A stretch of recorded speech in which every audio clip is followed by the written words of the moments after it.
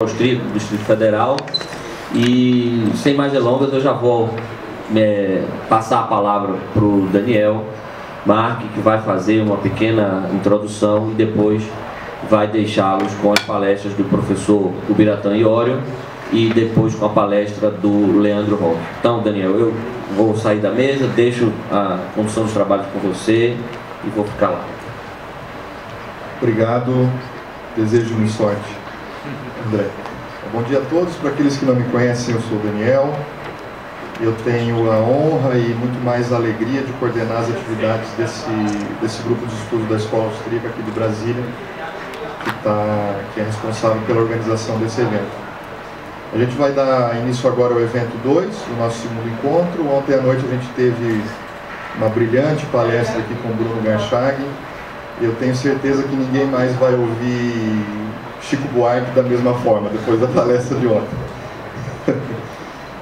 Também quero agradecer o IESB, na pessoa do André também, que fez essa intermediação para a gente, conseguiu o espaço aqui. Quero agradecer o Instituto Mises Brasil por essa parceria que a gente tem desenvolvido nesses 2 anos. E também agradecer a Livraria Cultura, que vai nos receber à tarde.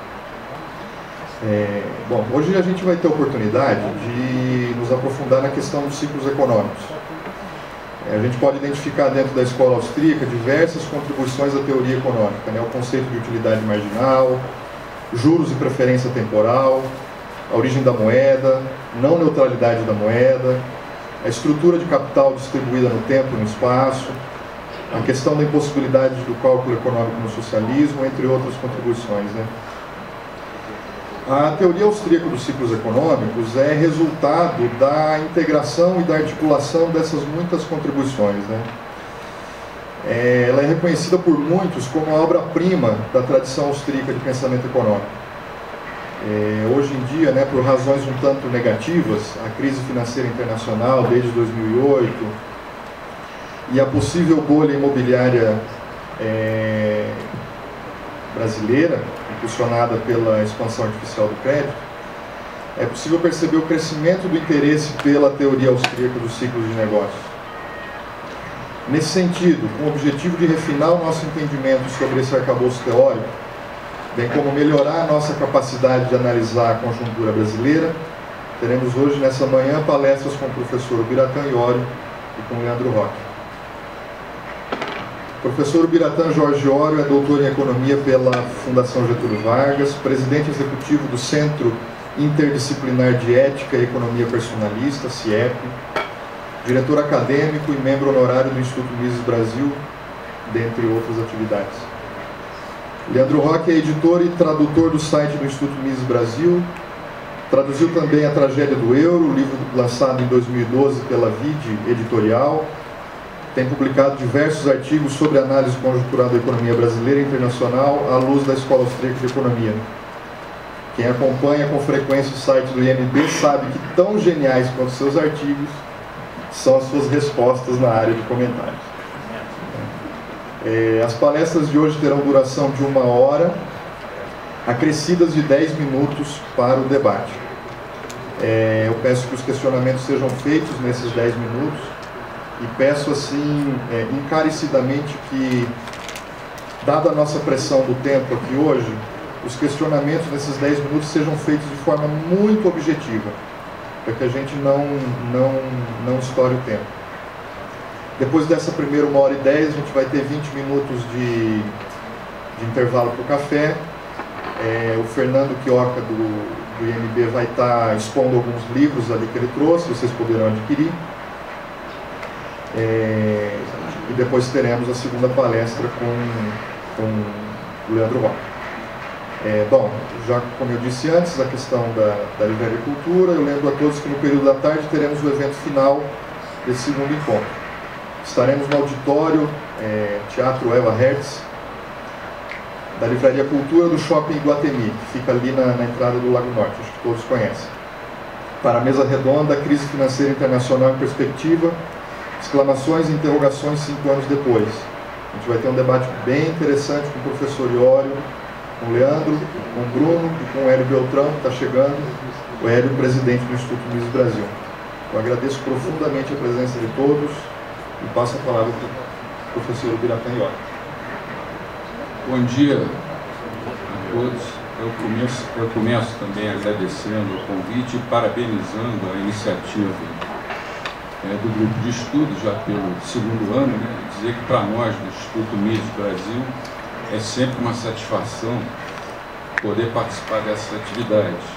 Mas eu não posso começar sem antes mencionar a satisfação, a alegria e o orgulho que eu estou sentindo nesse momento com a presença do meu querido amigo, o embaixador José Osvaldo de Meira Pena, que, em minha modesta opinião, mas também na opinião de muitas pessoas, é o maior intelectual brasileiro da atualidade. Ele é fundador da Sociedade Montpellier, juntamente com nada menos do que Friedrich von Hayek. Publicou dezenas de livros, centenas de artigos, foi embaixador do Brasil em diversos países e se mantém cada vez mais ativo para a alegria de todos nós. Embaixador, a sua presença me faz sentir uma satisfação dupla. Eu pediria a todos uma salva de palmas para o embaixador.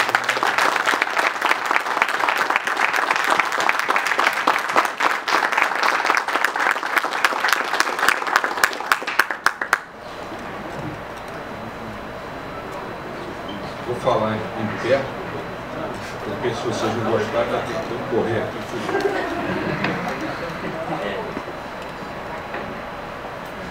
Os efeitos, uma coisa um pouco mais.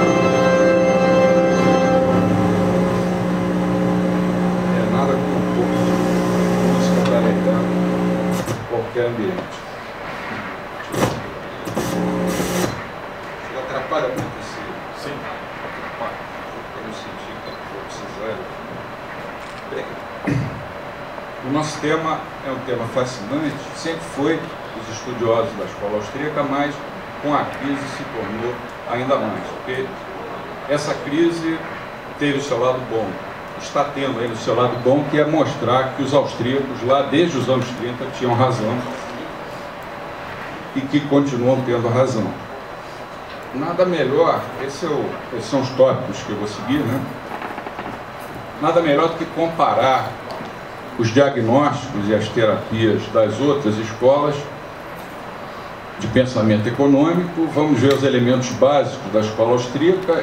Em terceiro lugar, a teoria austríaca dos ciclos econômicos, a TASS. As terapias, entre aspas, que estão sendo aplicadas no mundo inteiro. E, se houver tempo, um apêndice com os gráficos para ilustrar melhor. Começando pelos diagnósticos. Nós temos, em primeiro lugar, o senhor Keynes, que diagnosticou a depressão, a grande depressão dos anos 30,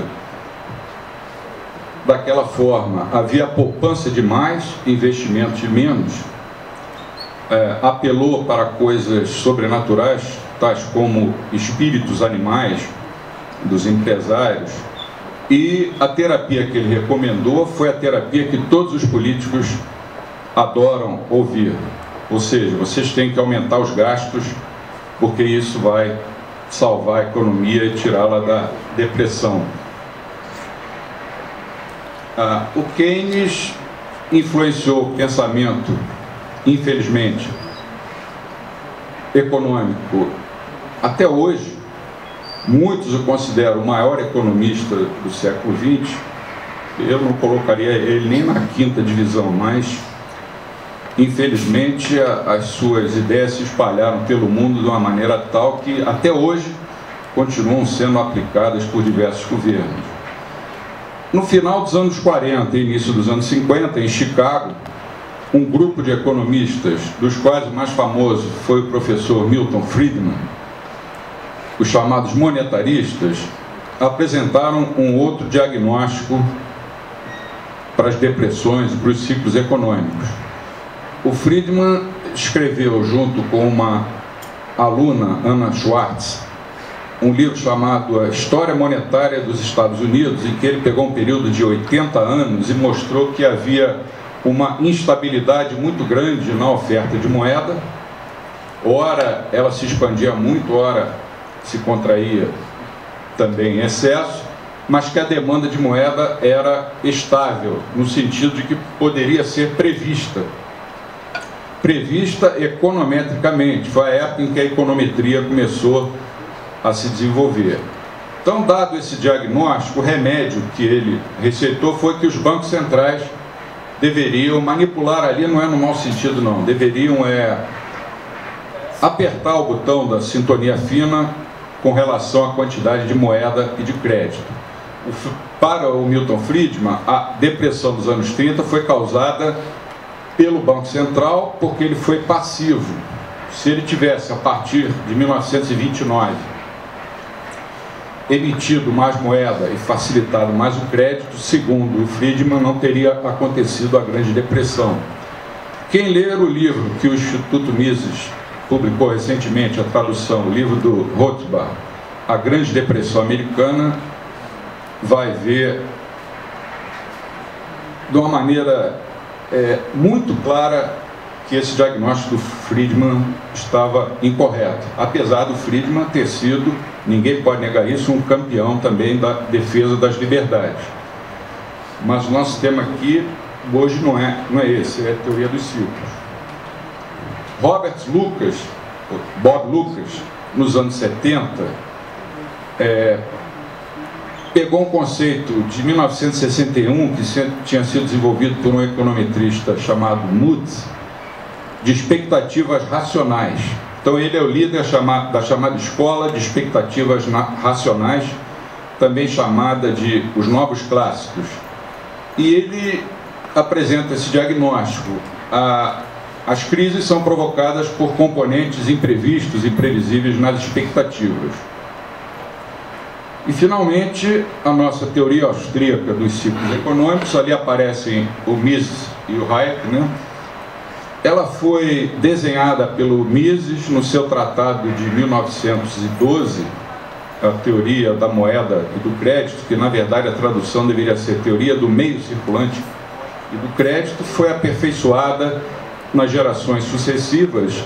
Eugen von Baver desenvolveu a teoria do capital, depois nos anos 30 Hayek melhorou a teoria, Hans Sennholz e outros vários austríacos a desenvolveram também. Reparam no diagnóstico, é o oposto do diagnóstico do Keynes.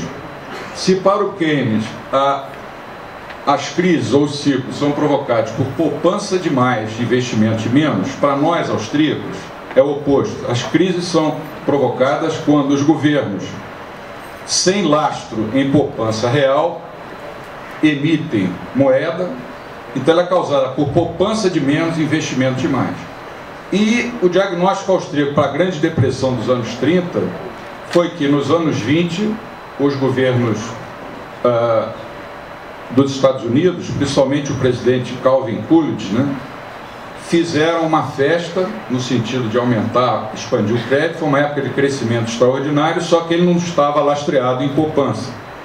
Então, 2 meses antes da crise, se não me engano, em setembro, né, agosto ou setembro de 1929, o Mises advertiu o mundo inteiro, dizendo: está para vir aí uma grande crise cujas consequências são imprevisíveis. E a crise atual, pouca coisa mudou. No final dos anos 90 e início do novo século, os governos também aumentaram os gastos sem e os bancos centrais emitiram moeda sem lastro em poupança, qualquer economista austríaco sabia que aquilo não era sustentável. Quando a crise chegou, todos ficaram surpresos, menos nós austríacos. Vou fazer aqui algumas, para a gente situar um pouquinho melhor as outras escolas, fazer isso aqui rapidamente, porque o interesse é na escola austríaca. Para um neoclássico, quer dizer, um sujeito que não é austríaco, mas acredita no mercado, os mercados se ajustam pelos preços. Quem gosta de matemática, eu parei de usar matemática, mas coloquei ali só para ilustrar. O preço, né, P, é uma função do excesso de demanda. D é demanda, S é oferta. Então, quando a demanda é maior do que a oferta, o preço sobe. Quando a demanda é menor que a oferta, o preço cai. Isso admite que os preços possam subir e cair, que haja flexibilidade. E para os keynesianos, os mercados ajustam-se, eu coloquei entre aspas, porque isso você não pode chamar de ajustamento, não pelos preços, porque para o Keynes os preços eram rígidos, eram inflexíveis, mas pelas quantidades. E na teoria geral, o Keynes pegou um caso particular desse ajustamento keynesiano, em que ele dizia que a economia, né, a quantidade produzida, o Q, seria sempre a menor dentre a oferta e a demanda. Se a demanda fosse menor do que a oferta, o PIB, ou a economia, seria igual à demanda. E aí receitou que a terapia keynesiana era que os governos deviam gastar. Ele inventou um efeito multiplicador, que parece uma coisa também de outro mundo, né? É como se eu fosse governo e vocês a iniciativa privada. Aí eu pegasse o dinheiro que eu tenho no bolso, desse para um de vocês, daqui a um ano todo mundo ficava rico. Essa é a essência do multiplicador. Por trás de uma fórmula matemática, ele esconde uma verdadeira aberração em termos de economia. Se gastar resolvesse o problema das economias, não haveria mais nenhum país pobre no mundo inteiro. As pessoas não param para pensar nas coisas simples. Por quê? Porque elas são simples demais. E o Mises tem uma frase que eu acho lapidar. Ele dizia assim: good economics is basic economics. Quer dizer, a boa teoria econômica é aquela teoria econômica básica, simples, nada de complicar.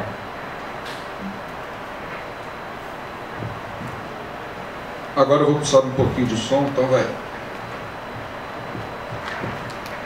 Para os monetaristas, nós temos expectativas adaptativas. O que quer dizer isso? As expectativas dos agentes econômicos vão se adaptando aos erros cometidos por eles no passado. Então, você tem ali um gráfico comum em que P é o nível geral de preço, uma coisa que os austríacos têm verdadeira ojeriza, porque não existe o nível geral de preço. O Y é o PIB, que também é uma coisa que nós rejeitamos. Ninguém vai, por exemplo, a uma padaria e diz assim ao atendente: eu queria comprar meio quilo de PIB. Não existe. Ou então você não entra no restaurante, senta na mesa e diz assim para o garçom: eu quero um prato de comida. Ele vai querer saber o que você quer comer. Mas os economistas trabalham com uma coisa que não existe, com duas coisas que não existem, P e Y. Mas como todo mundo faz isso, eu estou fazendo para efeito de comparar com os austríacos. Você tem uma curva de oferta agregada de longo prazo, que é definida pelo Friedman e pelo pessoal de Chicago como uma vertical, passando exatamente pelo nível em que a economia tem o seu produto normal ou natural, YN. Toda economia tem um nível normal, que na prática é a média do desempenho da economia nos últimos anos. Tem uma curva de oferta agregada, em que aquela curva verde, em qualquer ponto dela, as expectativas de preço são de que o nível de preço é igual a P0. E tem a curva de demanda agregada. O governo, seguindo as recomendações do Keynes, gosta de mexer nessa curva vermelha, na demanda agregada. Como? Aumentando gastos, emitindo moeda e outras formas de intervencionismo. Então vamos supor o seguinte, que o governo, achando que o nível de atividade econômica YN é muito baixo, o governo resolva expandir a economia. É um governo progressista, como eles gostam de falar. Na verdade, eu diria, um governo retrógrado. Então ele vai aumentar a demanda de DA para D', por exemplo, emitindo moeda. O que vai acontecer? O mercado funciona sempre. A produção temporariamente vai aumentar de YN para Y', mas o nível de preço já vai subir para P'. No ponto B tem alguma coisa de errado. As pessoas estão achando que o nível de preço é P0, mas ele não é mais P0, ele é P1. Então elas começam a se dar conta disso. À medida em que elas se dão conta de que as expectativas estavam erradas, que elas estavam subestimando o nível de preço, a curva de oferta começa a deslocar para a esquerda, ou seja, diminui a atividade econômica, por exemplo, por pressões para aumentos de salários e outros custos. Então vai acontecendo alguma coisa assim. Essa curva com o tempo vai se deslocando até que ela para ali naquela nova curva no ponto C, com o nível de preços P1 e com o mesmo nível do início da história. Quer dizer, não adiantou nada. Transitoriamente a economia melhorou, mas depois de algum tempo ela voltou ao estado inicial com um agravante, preços mais caros, P1 em vez de P0. Então, você pode dizer, no curto prazo, os monetaristas eram keynesianos. O movimento de A para B é um movimento que a teoria keynesiana não nega. Mas, no longo prazo, que é definido como um período em que as expectativas estão certas, os keynesianos estavam errados. A trajetória da economia seria de A para B e depois de B para C.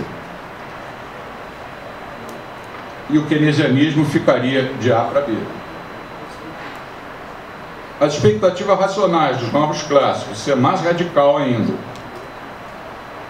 de ter as mesmas variáveis, o produto natural, a demanda, a oferta.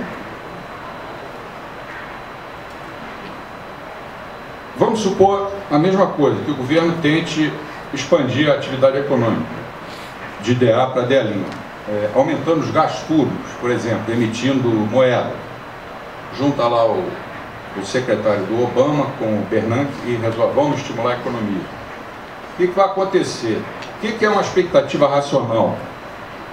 É quando os agentes econômicos antecipam corretamente o futuro. Na média, todo mundo acerta nas expectativas. Ela é baseada numa coisa muito simples. Se eu acho que vai chover, eu saio de casa com guarda-chuva. Mas o problema é que no mundo real eu posso achar que vai chover e na hora que eu saio de casa, abre o sol.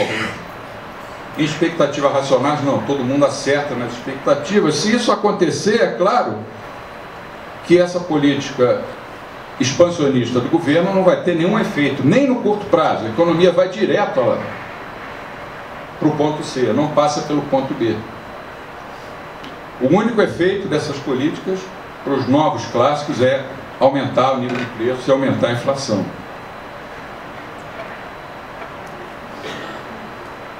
E uma grande ilusão que você vê todo dia nos jornais, na televisão, comentaristas, por exemplo, na Globo News, na Band News, os economistas ainda acreditam na tal curva de Phillips. A curva de Phillips, ela te diz o seguinte: os governos devem escolher entre duas coisas ruins. P, que é a inflação, taxa de inflação, e U, que é a taxa de desemprego, unemployment rate, né? Então, se ele quer uma inflação baixa, ele tem que aceitar um desemprego maior. Se ele quer um desemprego pequenininho para ganhar as eleições, ele deixa a inflação explodir. Mais ou menos como a nossa presidente vem fazendo, aliás, de uma forma tão incompetente que chega a espantar. Ela não, a equipe econômica, porque ela não tem capacidade nem para saber quem é competente. Então você tem, por exemplo, uma curva de vertical, significa que as expectativas de inflação, π asterisco, são iguais, estão certas, à inflação verificada. O M é a taxa natural ou normal de desemprego. Supondo que a economia esteja no ponto A, com uma inflação π0, e que o governo decida, bom, eu quero diminuir a inflação para π1. Nós achamos, austríacos, que os governos têm que decidir nada disso. Qual a melhor inflação, qual a melhor taxa de juros, isso aí é o mercado que tem que dizer.